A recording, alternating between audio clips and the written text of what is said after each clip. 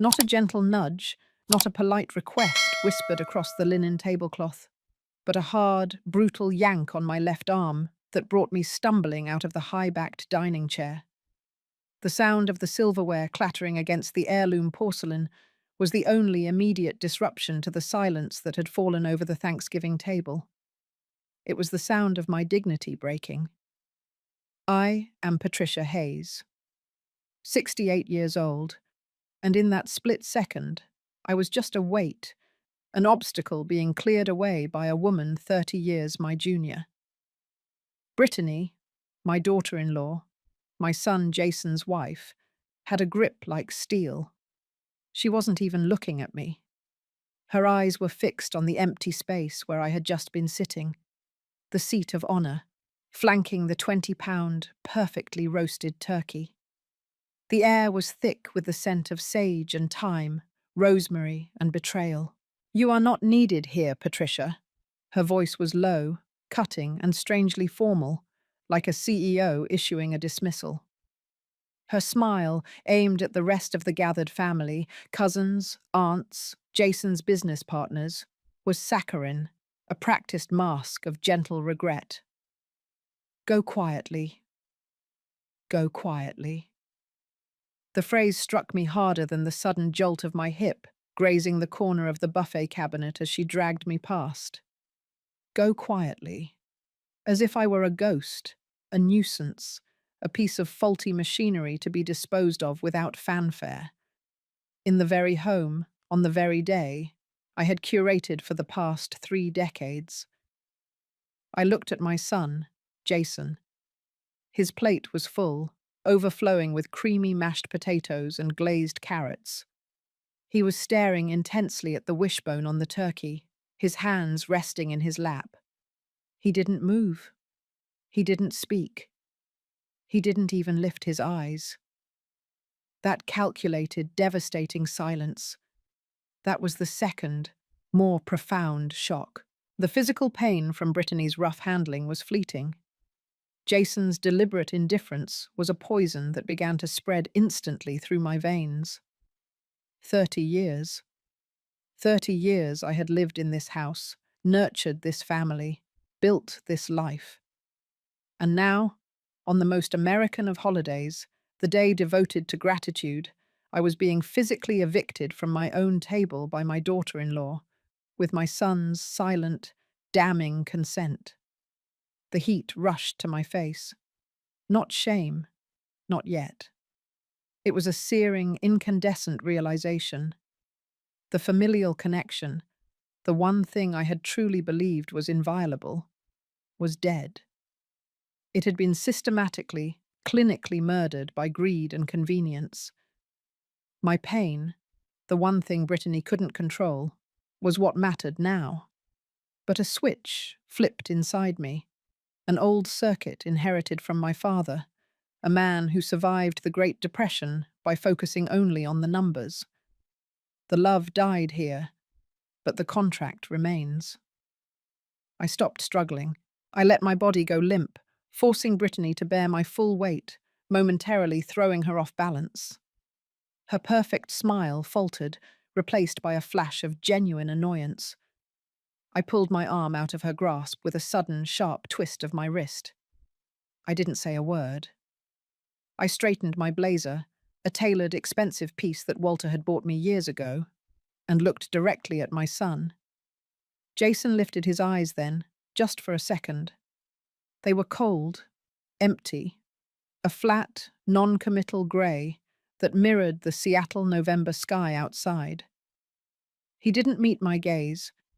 He looked at a point just past my shoulder, towards the empty wall. It was a clear boundary.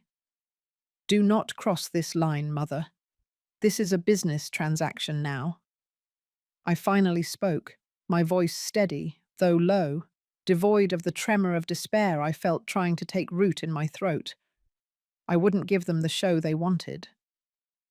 "Fine," I said, directing the single word not at Brittany, but at Jason. It was a statement of acknowledgement, of receipt, a formal severing of the tie. I turned and walked away from the dazzling, brightly lit dining room towards the back entrance, towards the mudroom where my keys and coat lay waiting. Every step I took felt like a betrayal of Walter, my late husband, the man who built this house and this life with me. Walter. He was the pragmatic soul, the corporate lawyer who retired at 55, the one who taught me that emotion was secondary to data and documentation. Patricia, he used to say, stirring his second cup of espresso every morning, the Seattle morning light streaming through the kitchen window. Love is a beautiful accident. The law, however, is a dependable structure. Always protect the structure. How vividly I remembered the last Thanksgiving we had shared, barely 4 years ago. The house was full then too, but full of warmth, not this terrible, brittle tension. Walter, his face flushed with the effort of carving the turkey, a task he secretly despised but performed with theatrical flair, had looked across the table at Jason. "You know, son," Walter had boomed, his voice always just a little too loud for indoor settings, "your mother is the heart of this operation. She's the reason this house is a home and not just an asset. Don't ever forget that." Jason had smiled then, a genuine, unguarded smile, the one that still held a trace of the boy who used to cling to my hand on the first day of school. "Never, Dad," he'd promised. Never. A promise that had lasted precisely 4 years, 11 months, and 28 days. I found my heavy wool coat draped over the bench in the mudroom. I fumbled for my keys in the deep pocket, my fingers surprisingly numb. The cold wasn't outside. It was radiating from the center of my chest. I looked at the house telephone mounted on the wall. I didn't dial 911. My immediate, trained instinct, honed by decades of being married to a corporate attorney and managing our philanthropic foundation, wasn't to call for emotional rescue or medical help. My first thought was logistical, strategic. I pulled out my cell phone, the one I kept charged in my purse, and walked out the back door into the biting November air. The sky was the color of slate. The air smelled of damp earth and coming rain. I walked down the stone path towards the detached garage where I kept my car. I didn't look back at the brightly lit windows, the promise of warmth and laughter that had just been violently snatched away from me. I pressed the speed dial button labeled Elias Thorne, Escritor. Elias Thorne was Walter's protégé, the man who handled our private legal affairs. He was meticulous, clinical, and immune to sentimentality, exactly what I needed right now. He answered on the second ring, his voice crisp and professional. "Elias Thorne speaking." "Elias, it's Patricia. Happy Thanksgiving." The greeting felt absurd, but habit is a terrible master. "Patricia, a pleasure. I trust the turkey is suitably dry," he joked gently. "It is," I replied, my voice flat. "But the relationship is now officially fractured, irreparably. I need to activate the contingency plan we discussed immediately." The humor left his voice immediately. Elias knew exactly what I meant. Walter, in his infinite foresight, or perhaps his deep-seated understanding of human nature, had drafted a comprehensive set of legal instruments regarding my protection, the house, and the foundation's assets, precisely for this eventuality.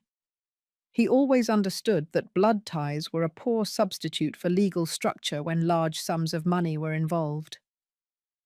"Today, Patricia? Thanksgiving?" Elias asked, not out of complaint, but out of surprise. "Today. It happened less than 5 minutes ago. I was physically escorted out of my own dining room by Brittany, with Jason's full and silent support, in front of the entire family. It was a clear act of elder abuse, emotional and, arguably, physical battery and trespassing given the circumstances and the property rights. I am sitting in my car now, Elias. I need to change my status from a grieving victim to a legally protected plaintiff." Now. There was a brief pause. I could almost hear the rustling of his thoughts, the mental turning of pages in the immense law library that was his brain. Understood, Patricia. That changes things from a preventative stance to an active one. Your immediate action needs to be documentation. Did you witness anyone else seeing the incident? Any third parties? The other guests? They saw. They were silent. They are all complicit, or at least terrified of offending Jason and Brittany's influence. Fine. That's ancillary. The house itself is still solely in your name, held in trust. Correct? Correct. Per the terms of Walter's will, Jason receives the bulk of the non-liquid assets only upon my demise, contingent on my full cognitive capacity until that time, which is confirmed annually by Dr. Peterson. Walter had made sure I was protected. Jason was always eager. Excellent. The Trust Agreement's Article 5, Section B, regarding intentional infliction of severe emotional distress or physical harm upon the beneficiary by any heir, now comes into play. I am initiating the emergency temporary restraining order process immediately. I will file the initial paperwork within the hour. You need to drive directly to a location where you can be alone and stable. Do you have access to the safe deposit boxes? The boxes are secured, and I have already arranged for a rental apartment in Belltown. I made the arrangement 3 months ago just in case. It's fully furnished, discreet, and booked for 6 months. I am driving there now. Elias chuckled, a dry, approving sound. You never cease to amaze me, Patricia. Walter taught you well. Go there. Once you are settled, email me a detailed timeline of the events preceding today. Do not minimize the severity of Brittany's actions or Jason's complicity. We need to frame this as an unambiguous act of hostile takeover and abuse of a senior citizen on their own property. Remember, we are not looking for revenge. We are looking for justice. And more importantly, protection of your autonomy and property rights. I understand, Elias. Justice, not revenge. Structure, not sentiment. I took a deep breath. My hands were finally steady on the steering wheel. The emotional storm hadn't passed, but the sheer effort of the logistical planning had created a necessary barrier, a pragmatic shield. One more thing, Patricia. The long game. Walter always wanted this estate to do some good. This situation, while devastating, gives us the perfect public platform to establish the Hayes Autonomy Foundation, a non-profit designed to provide legal aid and financial support to seniors facing exactly this kind of exploitation from their own families. Think of the tax implications, the legacy, the community benefit. We can use this trauma as the seed for something indestructible. I gripped the steering wheel tighter. The cold, pragmatic genius of it, the transformation of personal grief into a structured, beneficial community resource, was Walter's ultimate gift to me, even now. It gave the pain a purpose, turned the betrayal into a data point, a case study. My eyes stung, but I knew it wasn't sadness. It was the sudden, overwhelming clarity of mission. Yes, Elias. We begin the work on the foundation immediately. This will be the legacy. Tell me what paperwork you need. I will have it digitally signed before midnight. I hung up the phone. The engine of my SUV hummed to life, a steady, dependable sound. I pulled out of the garage, the automatic door closing softly behind me, sealing off the home that had, 5 minutes ago, become a hostile zone. I drove out of the pristine, leafy neighborhood of Queen Anne, heading towards the bright lights and concrete geometry of downtown Seattle. The city was my true home. The suburban enclave had always been Walter's ideal. Now the city's objective chaos felt more comforting than the silent, controlled cruelty of my own family. My mind started to churn, not with why, but with how. How had I missed the signs? Jason had been subtle, his withdrawal disguised as the pressure of his financial career. The missed lunches, the brief, distracted phone calls, the way he increasingly deferred to Brittany on every major family decision. It had started small. The passive-aggressive comments from Brittany about the house being too big for just one person, the not-so-subtle inquiries about the contents of Walter's will. I remembered a conversation from 6 months ago. We were having dinner at a trendy new restaurant. My treat, of course.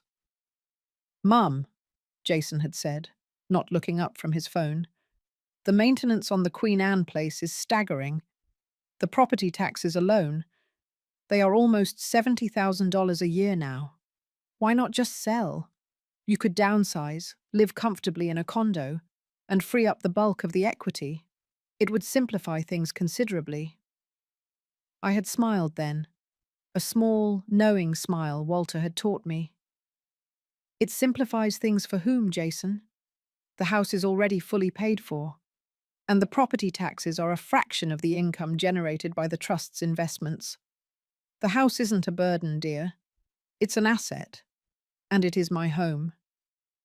Brittany had jumped in, her voice too bright. "Oh, of course, Patricia. But think of the freedom. You could travel, see the world.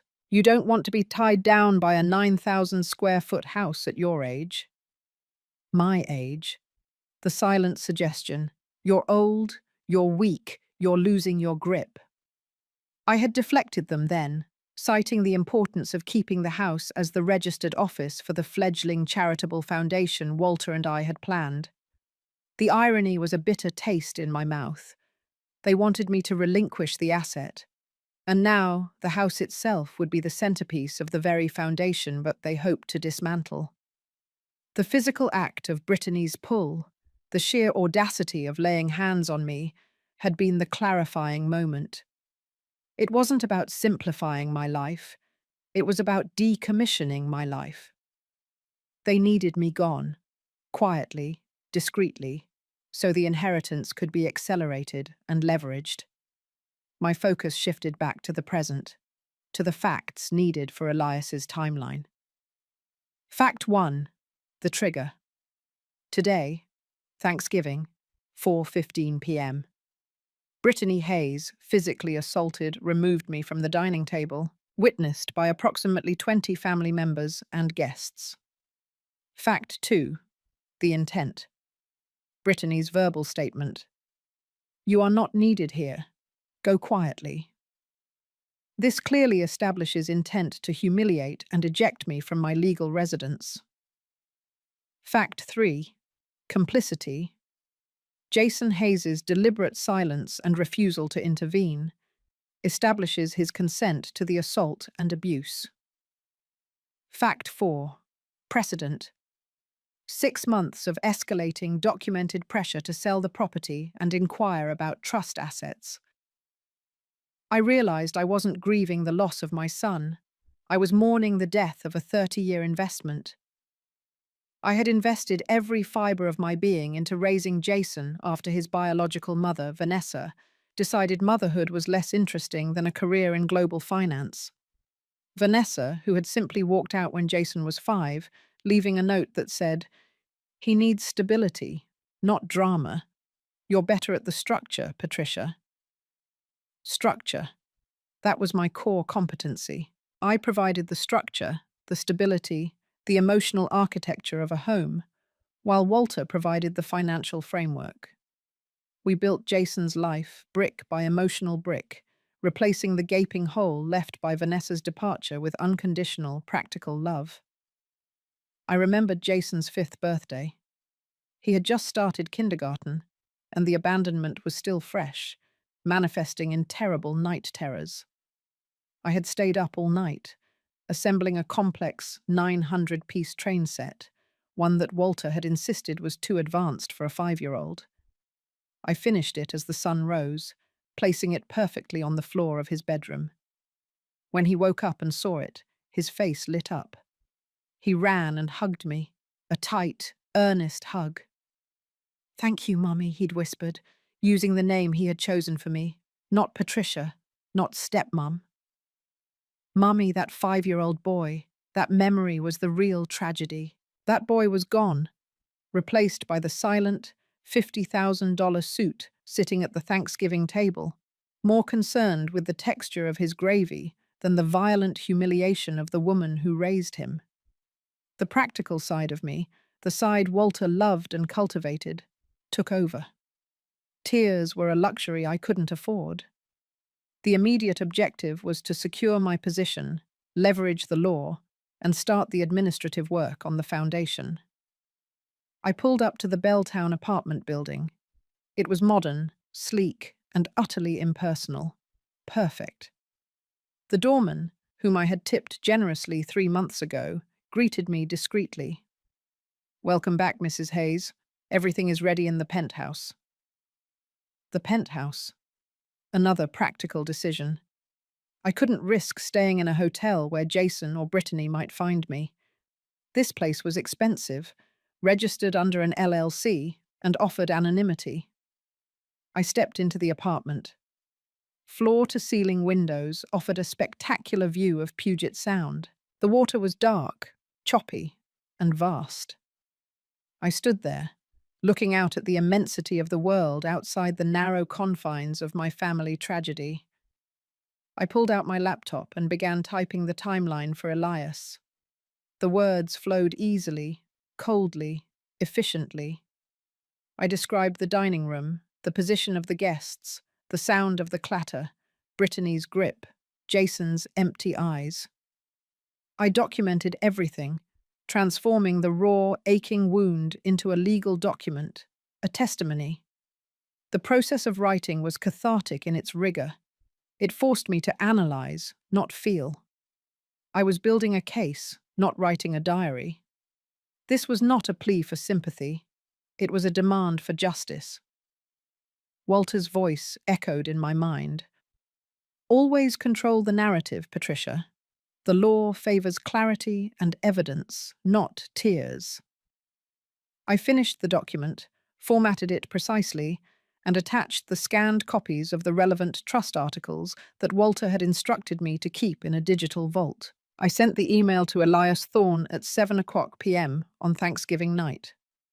Subject: Case Activation, Hayes Trust, Article 5B. Content: Dear Elias, attached. Please find the detailed timeline and supporting documentation for the initiation of the TRO and subsequent legal action. I am now fully separated from the property and my son's influence. I am ready to proceed with the full extent of the protective measures we discussed, including the immediate public launch of the Hayes Autonomy Foundation. Thank you for your swift action. Patricia Hayes. Sending that email felt like signing the final divorce papers. The divorce from my son. I closed the laptop and walked into the small, sophisticated kitchen. I opened the refrigerator. It was stocked, per my instructions 3 months ago, with necessities: organic milk, high-quality dark chocolate, and a bottle of a very good, very dry Sauvignon Blanc. I poured myself a glass of wine. I didn't drink it immediately. I held the chilled glass in my hand, savoring the feeling of the cold glass against my warm palm. I walked back to the window. The city lights were brilliant, defiant against the darkness.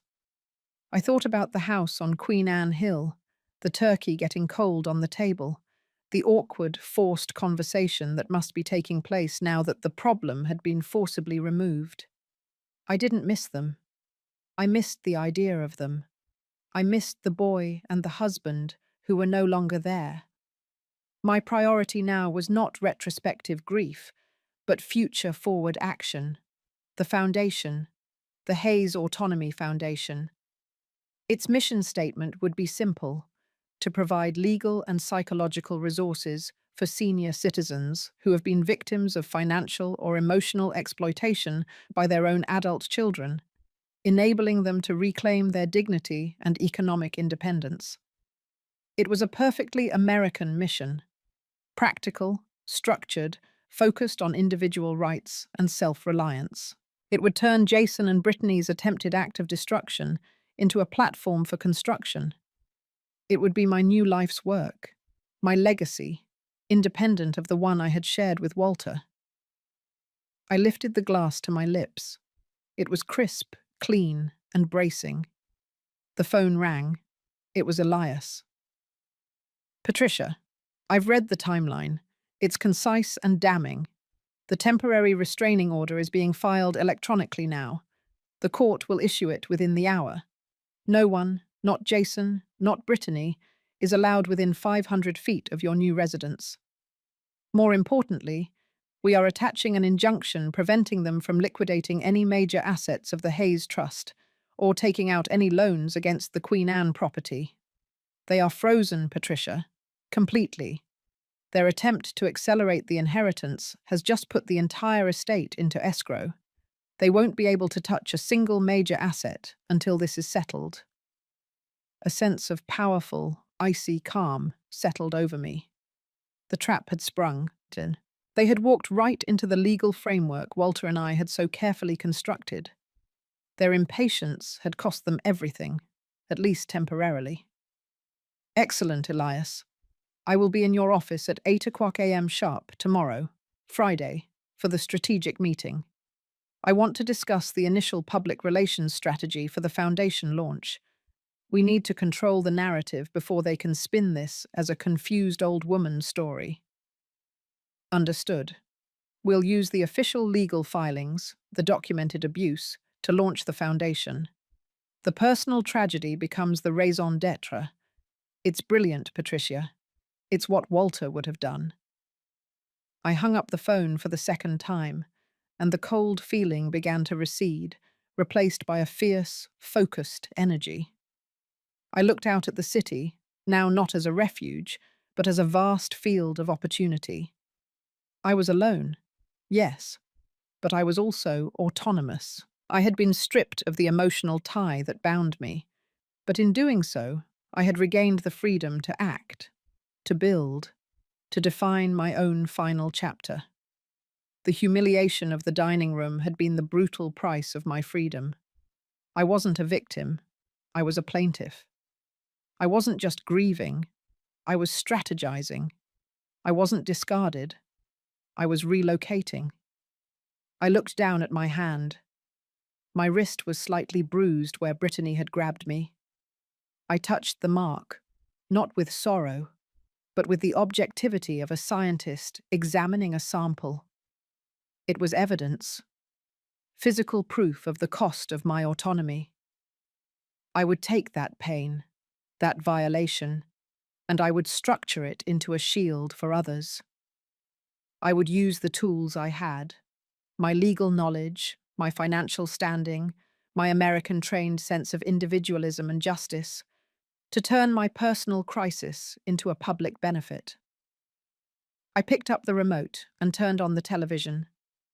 The news was on, showing cheerful clips of families gathering for Thanksgiving. I watched it without emotion, recognizing the scene as a beautiful, comforting fiction that was no longer mine. My reality was sharper, colder, and more real. I thought of Jason and Brittany, likely staring at the injunction papers Elias would have delivered by now. The papers that confirmed their greed had backfired spectacularly. I felt a surge of something that wasn't exactly satisfaction, but a deep, quiet sense of equilibrium restored. The justice of the contract. I sat down on the leather sofa, the crisp air from the sound view refreshing. I was physically and legally safe. I was financially secure. My mind was sharp. The foundation awaited. I was not needed at their table, but I was necessary for my own future. That thought was the final defining pivot of the day.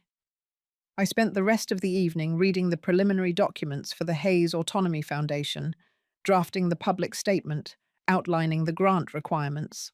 The feeling of constructing something meaningful was the most potent antidote to the emotional poison I had ingested earlier. The pain of the betrayal was still there, a dull ache beneath the surface, but it was now compartmentalized, categorized, and assigned a purpose. It was the fuel. I had become the architect of my own recovery, a pragmatic American woman who understood that when emotion fails, structure prevails. The first part of my journey, the painful collapse and the rapid strategic pivot, was complete. I was no longer the old woman who was dragged from her chair. I was the founder, the plaintiff, the protected sovereign of her own life and destiny. The work was just beginning, but I was ready. I was not going to go quietly. I was going to go with a full legal team, a public relations strategy, and a mission that would outlive the memory of their cruel Thanksgiving. The window view was still vast, but the choppy darkness of the sound had given way to the soft, diffused grey light of a Seattle morning. I hadn't slept, not truly. I had merely paused my consciousness, holding the immense grief and the sudden clinical rage in a careful, dry-eyed equilibrium. The bruise on my wrist felt like a brand, a permanent reminder of Brittany's trespass, but it was also a badge of my new reality. The era of sentimentality was over. I showered, dressed in a sharp navy suit, my armor for the legal battlefield, and applied a meticulous layer of makeup. My hands, which had trembled when Brittany had grabbed me, were now steady as I fastened the gold brooch Walter had given me on our 25th anniversary. It wasn't about looking good. It was about presenting an unassailable front of competence and control. The American legal system favors clarity, strength, and unwavering self-possession. I was going to embody all three. I left the apartment at precisely 7:30, a habit of punctuality ingrained by Walter. Elias Thorne's office was located in the financial district, a towering fortress of glass and steel. As I walked into the hushed, minimalist reception area, I felt a strange sense of returning home. This was my native language: strategy, negotiation, and contract law. Elias was waiting for me in the conference room. He was a lean, sharp man in his early 50s, with the kind of reserved demeanor that inspires confidence. He rose as I entered, but his eyes were purely professional, assessing. "Patricia, you look resolved," he said, pulling out a chair for me. "I am, Elias, resolved to protect my autonomy and to proceed with the highest level of efficiency. I have lost a son, but I will not lose my purpose." He nodded, approvingly. He laid a sheaf of documents on the polished mahogany table. "Good. We have achieved maximum legal disruption. The temporary restraining order was granted last night at 10:11 p.m. Jason and Brittany are barred from entering the Queen Anne property, contacting you, or touching any trust assets without a court order. They are, for all intents and purposes, frozen out." He slid a colour photograph across the table. It was a picture of the front door of the Queen Anne house, taped with the official bright orange court order. The visual evidence of the structure I had built, finally defending me. The sheer audacity of Brittany's action on Thanksgiving had allowed Elias to argue for the TRO on the grounds of immediate and ongoing elder abuse, specifically financial exploitation, masked by emotional distress and physical intimidation. I picked up the photo. It was a beautiful shot of the house I had labored over, the house that held the ghost of Walter's laugh. Now it was a crime scene, legally speaking, a tangible barrier between me and the people who sought to erase me. "Did they respond?" I asked. Jason's personal lawyer called me at midnight, sputtering. He demanded to know how we filed a motion on a public holiday.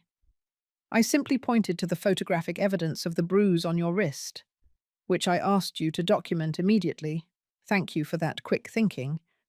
And the fact that the assault happened on Thanksgiving, maximizing the humiliation and distress. I told him we are viewing this not just as a family dispute, but as a felony-level attempt to influence the disposition of a vast estate. He hung up. "They are on the defensive, Patricia. They never anticipated you would fight with legal steel. They expected tears and a passive retreat. They mistook pragmatism for weakness, Elias, a common error. My husband's primary lesson to me was that the only thing more dependable than a good lawyer is a well-drafted contract. We will teach them that lesson now. We spent the next 6 hours immersed in strategy. The immediate objective was to solidify the Hayes Autonomy Foundation and use the impending legal battle as its launch platform. This wasn't just about winning a lawsuit, it was about converting the entire episode into a public good. The timing is crucial, Elias explained, tapping his pen against a document outlining the foundation's structure. We leak the story of the Thanksgiving incident and the TRO to the press in a controlled manner, perhaps the Seattle Times or a major financial news outlet, as the official launch of the foundation. The headline is not Wealthy Widow Sue's Son, but Philanthropist Launches Foundation to Combat Elder Abuse After Personal Tragedy. The pain becomes the mission statement. The funds? I asked.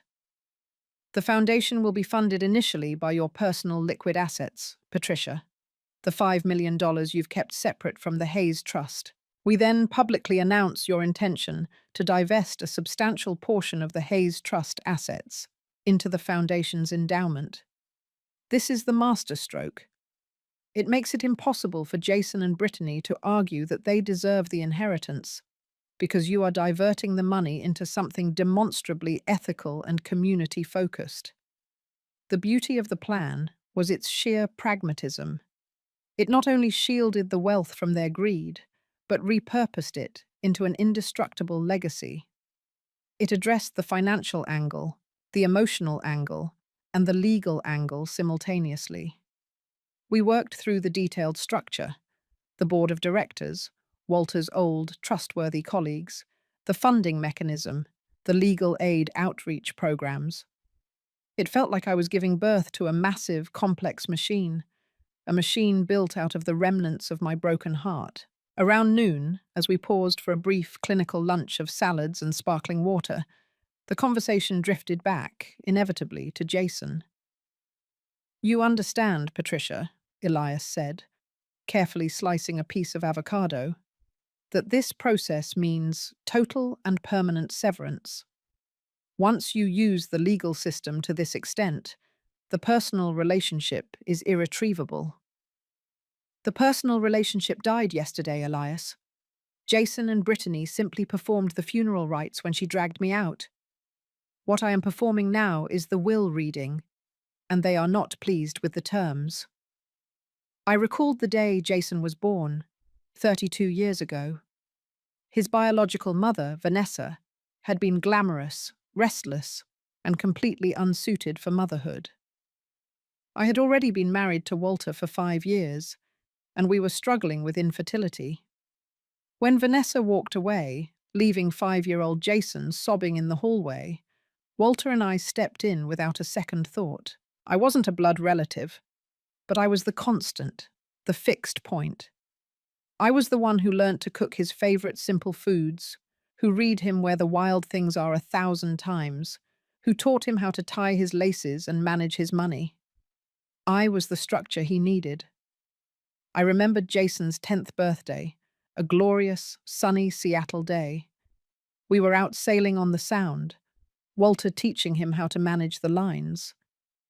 Jason had looked up at me, his small face earnest beneath his baseball cap. "Mum," he'd asked, "if Mom Vanessa comes back, will I still get to keep you?" "You will always have me, Jason," I had promised, hugging him tight against the salty air. "Always. That's a promise, not a wish." Now the memory didn't bring tears. It brought a flash of calculating anger. They had banked on that promise, exploiting my lifelong dedication as a weakness. They thought that because I had given my love so freely, I would relinquish my property just as easily. They failed to realize that the love I gave was backed by an equally fierce sense of proprietary justice. I taught Jason self-reliance, structure, and respect for property. They had betrayed every lesson. "The pain, Elias," I said, looking out the window at the dense cityscape, "is not in the loss of Jason. It's in the loss of my belief in my own judgment. I invested 3 decades of emotional capital into a partnership that yielded a negative return. My new purpose is to ensure that my financial capital is invested in a partnership that yields a measurable positive return for the community. It's a pragmatic recalculation." Elias smiled, a rare, genuine expression of respect. "A very American recalculation, Patricia. From personal tragedy to community pillar. We move the first $500,000 into the Foundation's Legal Defense Fund account today. Tomorrow we hold the press conference." The next morning, the air crackled with a different kind of electricity than the night of the assault. The press conference was held in the grand, marbled lobby of Elias's law firm. The backdrop was clean, professional, and serious. I stood at the podium, flanked by Elias and 2 other distinguished members of the newly formed foundation board. I didn't wear black. I wore a soft, elegant, cream-colored suit, a choice of quiet dignity over dramatic grief. The television cameras and reporters were a blur of focused attention. This was my moment to control the narrative. I began by speaking not of the lawsuit, but of the mission. "Today, we are launching the Hayes Autonomy Foundation," I started, my voice clear and steady, amplified by the microphone. "Its mission is to provide legal and practical assistance to senior citizens who have been victims of exploitation, abuse, or financial pressure from trusted family members. This foundation is a tribute to my late husband, Walter Hayes, who believed implicitly in the principle of individual self-determination, regardless of age." I paused, letting the statement of purpose sink in. Then I delivered the pivot. "Some of you may have heard whispers about the catalyst for this launch. I will address it directly. This foundation was born out of a profound and recent trauma. On Thanksgiving Day, in my own home, I experienced an act of physical intimidation and emotional abuse designed to force me to relinquish control of my assets. This act was perpetrated by my daughter-in-law, Brittany Hayes, and was tacitly approved by my son, Jason Hayes." The room erupted into a frenzy of shouted questions. I waited patiently, a serene expression fixed on my face, until Elias gently tapped the microphone for silence. "I am not here to air dirty laundry," I continued, cutting through the noise with authority. "I am here to declare that such acts, acts of greed and filial betrayal, will not stand, not in my life, and not in the lives of other seniors. The legal system is our most powerful tool for self-defense.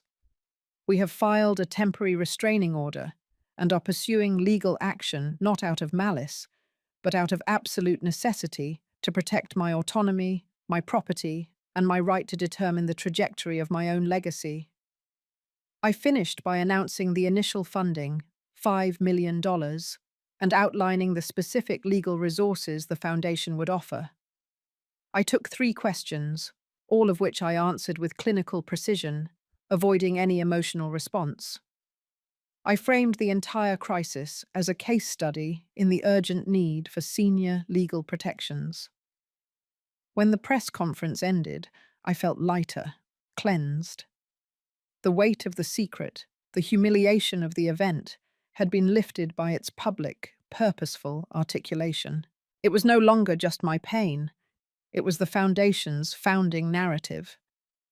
Later that afternoon, back in Elias's office, we watched the cable news coverage. My face was on every major network. The story was trending on social media. The narrative was exactly as we had engineered it. Patricia Hayes, the dignified philanthropist, fighting to turn personal pain into a powerful, legally structured community benefit. The phone rang.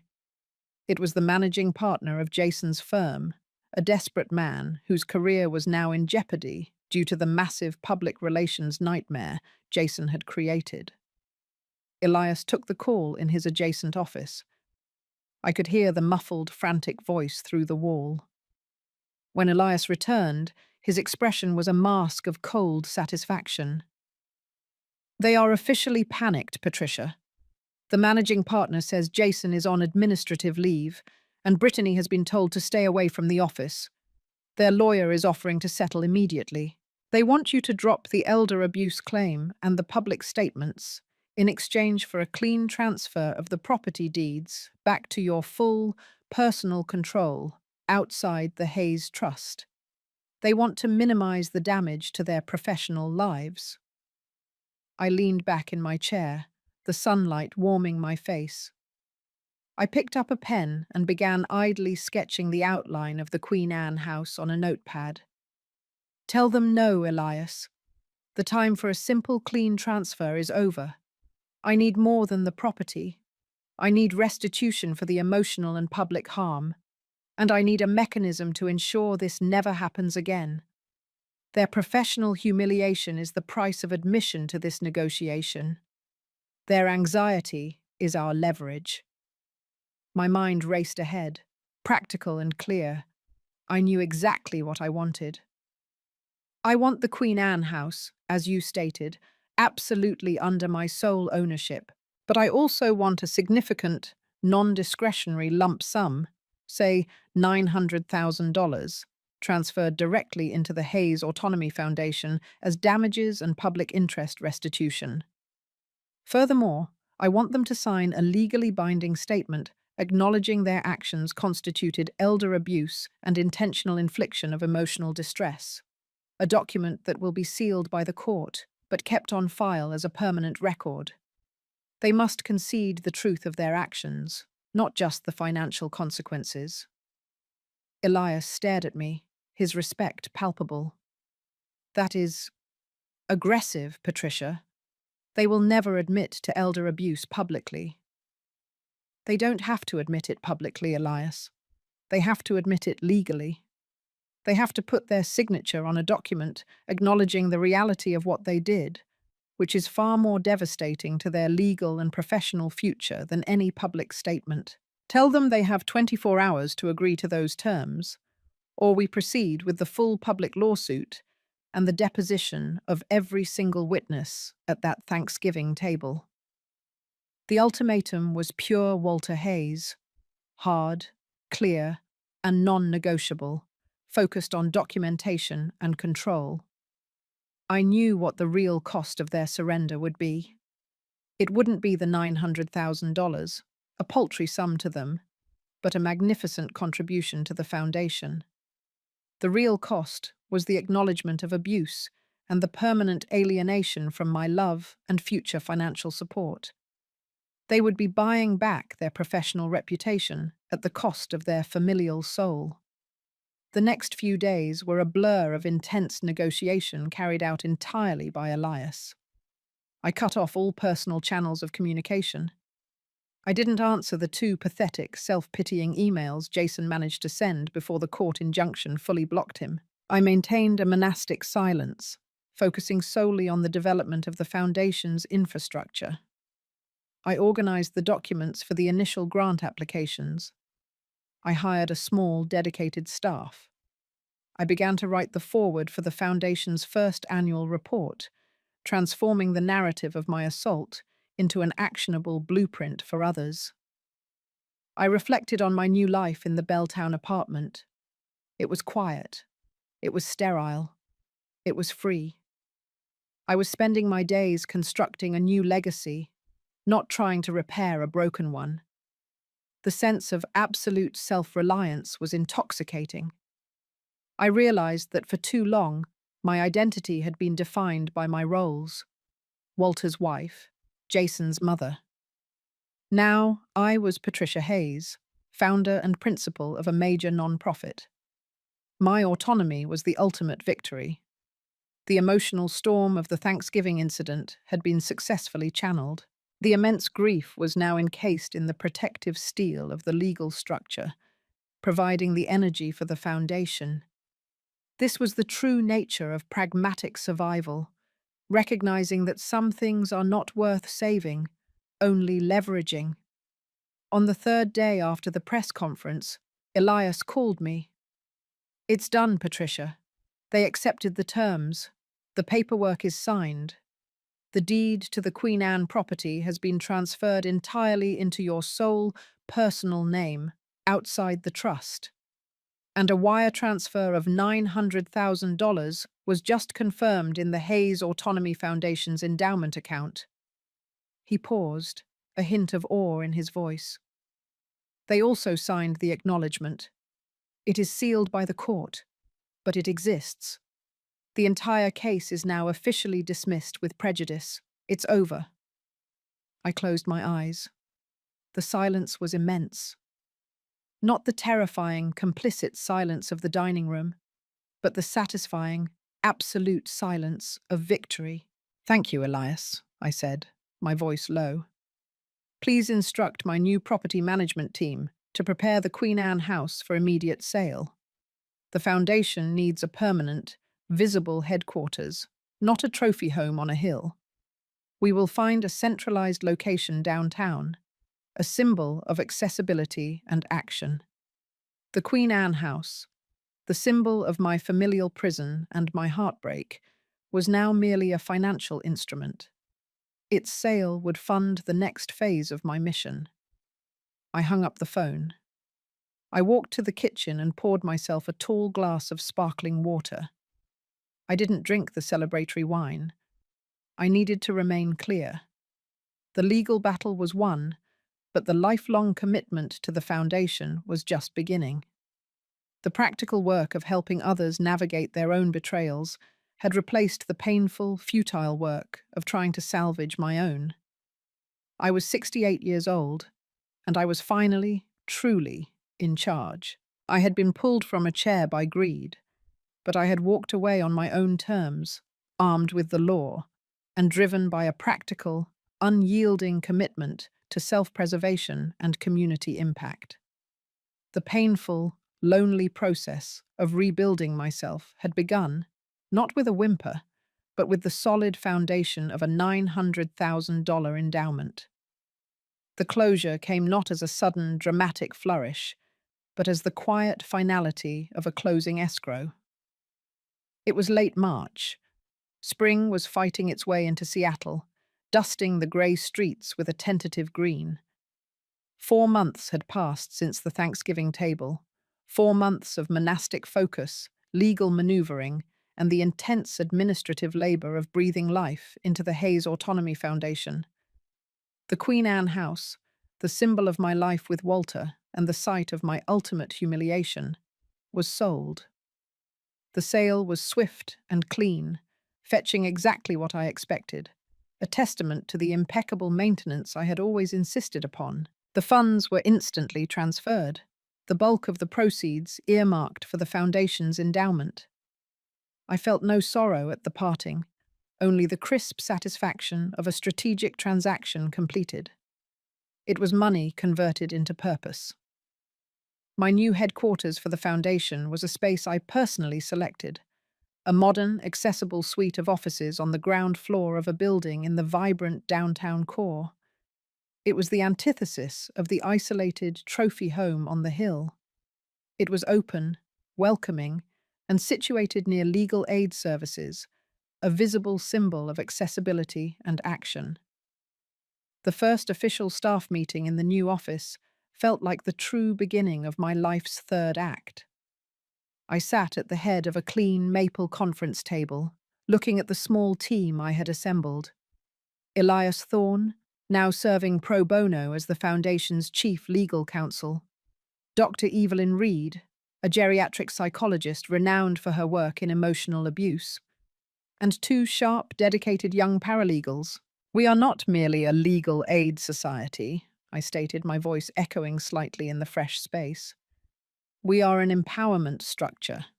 We take the shock and trauma, the very pain that Jason and Brittany inflicted upon me, and we metabolize it into concrete, legal, and therapeutic action for others. Our purpose is to teach resilience and autonomy. We teach them that the law is their shield, not a weapon of revenge. Dr. Reed spoke, her tone calm and insightful. The psychological trauma for the seniors we serve is often compounded by the familial betrayal. They feel shame, Patricia. They feel responsible. We need to teach them what you have mastered, the ability to differentiate the legal facts from the emotional fantasy. You saw the reality. The love died, but the contract remained. That cognitive shift is their path to healing. Her words resonated deeply. It was true. My survival had hinged on the ability to freeze the emotional catastrophe and engage the rational, pragmatic mind. That freeze had allowed me to call Elias, to document the bruise, to initiate the TRO. It was the ultimate act of self-preservation through objectivity. I had not seen Jason or Brittany since that Thanksgiving night, nor had I tried. The sealed court document, the signed acknowledgement of elder abuse and intentional infliction of emotional distress, was my permanent firewall. The $900,000 they transferred as restitution felt less like cash and more like the cost of their severance, the fee for my freedom. The foundation's launch was covered widely. We used the $900,000 to fund the first round of legal grants, specifically targeting complex cases where seniors were being pressured into changing their wills or selling their primary residences. The press loved the narrative. The betrayal of Thanksgiving converted into a force for good. My personal story, once a private agony, was now a public, powerful case study. I became Patricia Hayes, the speaker, the advocate, the strategist. My life, once defined by the quiet domesticity of a large, beautiful home, was now defined by the rigorous, demanding work of philanthropy. The work was demanding, but it was purifying. Each successful case the foundation took on felt like a suture on my own wound. One afternoon, I was giving a public seminar, a masterclass really, in pragmatic self-defense, to a room full of potential donors and concerned family members. I spoke about the necessity of separating one's legacy from one's relationships. Your wealth is not a measure of your love, I advised them, standing tall behind the podium. Your will is not a tool for emotional reward. It is a legal document. Protect your assets, not because you are greedy, but because if you fail to protect your own autonomy, those who seek to exploit you will not hesitate to destroy it. As I spoke, I caught a flicker of movement near the back door. Standing there, shadowed and looking profoundly out of place, was Jason. He was thinner, his expensive suit looked crumpled, and his face was drawn, a portrait of stress and failure. He looked like the boy who used to stand outside my bedroom door after a nightmare, seeking refuge. But I knew better. That boy was gone. This man was a consequence. He stayed for the entire hour-long presentation. He watched me as I detailed the foundation's work, the legal strategies, the meticulous planning. He watched as I told a sanitized version of the Thanksgiving story, a case study of filial exploitation, without ever naming him. He watched me transform the very public disgrace he inflicted into a symbol of competence and resolve. When the session ended, Jason waited until the room was nearly empty before approaching the podium. He stopped several feet away, honoring the spiritual distance between us, if not the physical one. "Mum," he began, his voice rough. It was the first time I had heard him speak since he chose silence over my dignity at the dining table. I didn't flinch. I didn't soften. I met his gaze with the same flat, cold objectivity he had offered me on Thanksgiving. I was no longer his mother. I was the head of a major organization, and he was an individual who had legally acknowledged assaulting me. "Mr. Hayes," I corrected him, using the formal address. This is a professional setting. If you wish to donate to the foundation, please speak to Dr. Reed or Elias Thorne. The formality stung him. He looked away, then back at me, his eyes pleading. I lost my job, Mum. The firm couldn't take the PR hit. Brittany left last month. She blamed me for losing the estate and the trust money. I have nothing left. I listened without interruption, without a change in expression. This was the consequence of his actions, the cold, practical outcome of his greed. I had achieved the equilibrium Walter had always sought, consequences matching intent. That is unfortunate, Jason, I replied, my voice measured. But those are the inevitable outcomes of the choices you and Brittany made when you physically removed me from my home and attempted to accelerate your inheritance through intimidation. You signed a legally binding acknowledgement of your actions. You received the full legal consequence of your intent. He took a step closer. It was a mistake. I was pressured. I didn't mean to lose you. I just want a chance to apologize, to rebuild. A raw, bitter memory flashed through my mind. Jason, age 8, holding my hand after breaking a vase, his eyes full of genuine remorse. The memory was painful, but it was just a memory, unconnected to the man standing before me. Apology is an emotional transaction, Jason, I said, maintaining my distance. And our emotional ledger is closed. I have moved past that. I took the pain and built this. I gestured around the elegant, bustling office. This foundation is my purpose now. Your mistake has become the genesis of a positive legacy that will serve hundreds of people you will never meet.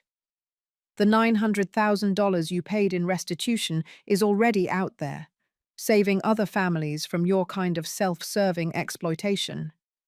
You have paid for your autonomy, and I have paid for mine. He looked deflated. So there's no forgiveness? Forgiveness is for the self, Jason. I have forgiven myself for trusting you. That is my peace. I do not need to forgive you to be whole. And legally, our separation is permanent and sealed. You may not contact me again, except through Elias Thorne. If you need support, I suggest you seek counseling. The foundation does not provide resources for the perpetrators of elder abuse. It was ruthless. It was clinical.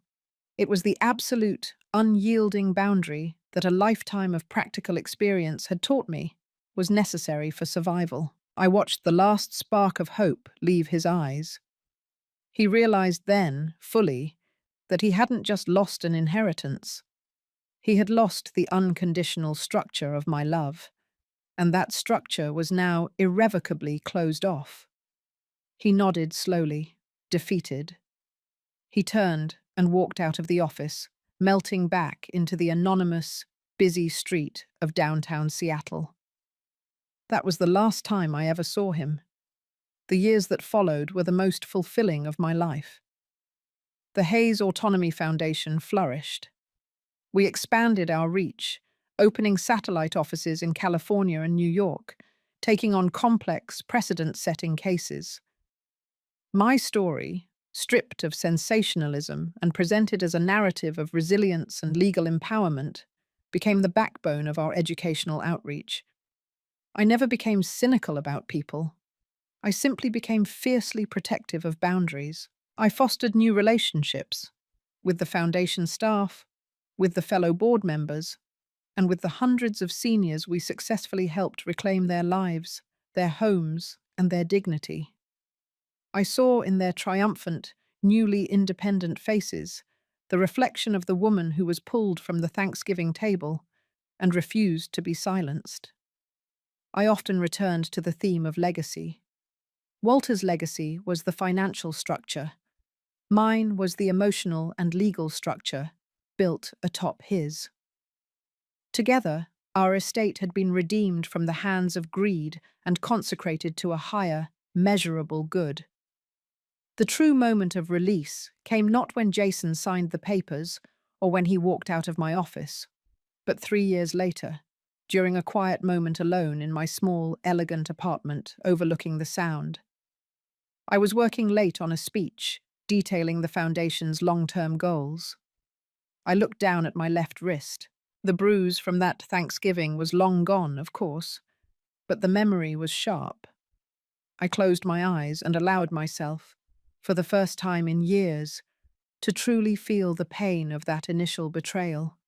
The shock, the cold air, the clatter of the silverware, the shame. I felt the immense wave of grief wash over me. The grief for the loss of the idea of a family, for the decades I had poured into raising a son who could discard me for convenience. I let myself weep, not for pity, but for the depth of the loss. And then, as suddenly as the grief came, it receded. What remained was not emptiness, but a quiet, powerful light. I had done everything right. I had raised him with love, provided him with structure, and taught him the value of honesty and hard work. His failure was not a reflection of my parenting. It was a reflection of his own inherent greed, a choice he made as an adult. I had been dragged down to the floor, but I had used the law to stand up, dust myself off, and walk a new path of purpose. I realized that my own forgiveness was not about excusing Jason. It was about absolving myself of the burden of his failure. I was not the victim of his actions. I was the architect of my own recovery. The final piece of the U-shaped journey, the rebirth, was complete. My scar remained, but it had healed into a source of wisdom.